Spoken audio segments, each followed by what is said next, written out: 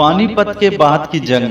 पानीपत के फैसलाकन जंग के तकरीबन 4 साल बाद 1765 ईस्वी में पंजाब के सिख अपने और अपने इत्तेहादी मराठों का बदला लेने के लिए फिर आमादा हुए।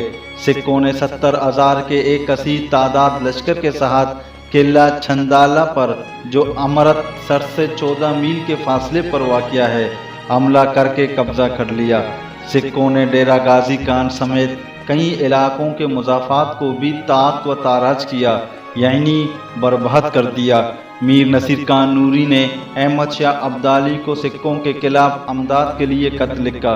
दूसरी तरफ अब्दाली का कासद पैगाम लेकर पहुंचा कि सिखों के खिलाफ जहाद में शामिल होने के लिए बलोच लश्कर तैयार करें, जिसमें 12,000 के एक बलोचों का लश्कर मीर नसीर खान नूरी की सरबराही में अहमद शाह अब्दाली के अमदाद के लिए रवाना हो गया, जो बारास्ता कंदकोट और शिकारपुर मंजिल मराहिल तय करते हुए डेरा गाजी खान पहुंचा, जिसमें सरदार गाजी खान ने बलोचों के लश्कर का शानदार इस्तकबाल किया और अपना एक लश्कर तैयार करके मीर नसीर खान नूरी के अमरा बामकाम चुनियूट पर अहमद शाह अब्दाली के लश्कर से जहां मिले। बलोच और अफगान लश्कर ने लाहौर में जहांगीर के मकबरे के पास डेरा डाला। मुसन्निफ जनाब अब्दुल माजिद खान कोराही बलोच साहब अपनी किताब तारीख बलोचा में लिखते हैं कि सिखों का लश्कर मुक्की के जंगल में छुपा था। दूसरे दिन सुबह सादिक के वक्त लाहौर पर हमला कर दिया। मीर नसीर खान नूरी ने आगे बढ़कर सिखों का मुकाबला किया। सरदार गंडा सिंह इस जंग का आल बयान करते हुए लिखते हैं कि मीर नसीर खान नूरी सिखों से जंग करते हुए जोश में इतना आगे निकल गए कि दुश्मनों के नरगे में आ गए। एक सिख सिपाही पीछे से हमला करने वाला था कि मीर नसीर खान लड़ते हुए उनकी पगड़ी उतर गई। जब लंबे बहाल देखे तो दूसरी सिपाही चिल्लाया, बोल पड़े, क्या करते हो? ये तो अपना ही आदमी है जो जोश में आ चुका है, अपने लोगों पर वार कर रहा है। सिपाही ने आवाज़ सुनकर अपना हाथ रोक लिया और मीर नसीर खान नूरी मर्तबा शहादत पर फाइज होते हुए रह गए। मीर नसीर खान का सपा सालार मीर नेक मोहम्मद बलोच और मोहम्मद हुसैन बलोच जान पर खेल कर मीर साहब के पास पहुंच गए। इसी दौरान मीर मिर्ज़ा असनी बलोच, सरदार बाराम खान मक्सी और अब्दुल नबी रईसानी भी एक दस्ता के साथ मदद को आ पहुंचे। सिखों के मुकाबला पर डट गए। मीर नसीर खान नूरी ने जंग से वापसी पर अपने लंबे बाल कटवा दिए।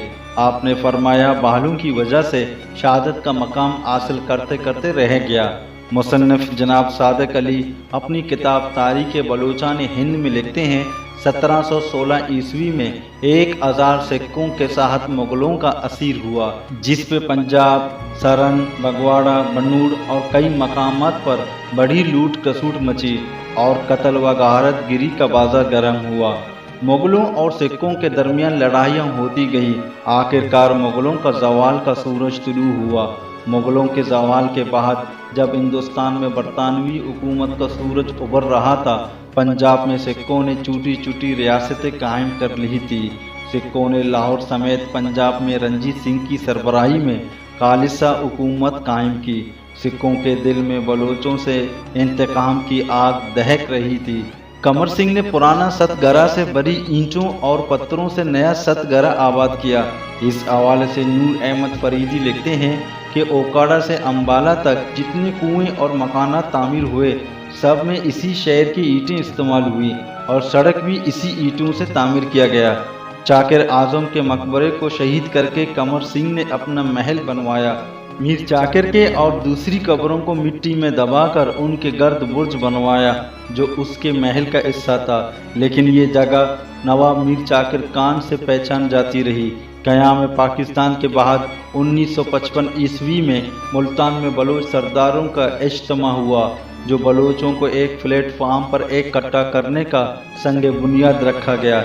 इसकी इब्तिदा माहनामा बलूची दुनिया से की गई और ये खिदमत मोहतरम जनाब नूर अहमद फरीदी के सुपर्द की गई, जिससे दोबारा मलबा साफ कराया गया तो तय खाने से असली कब्रें ज़ाहिर हुई।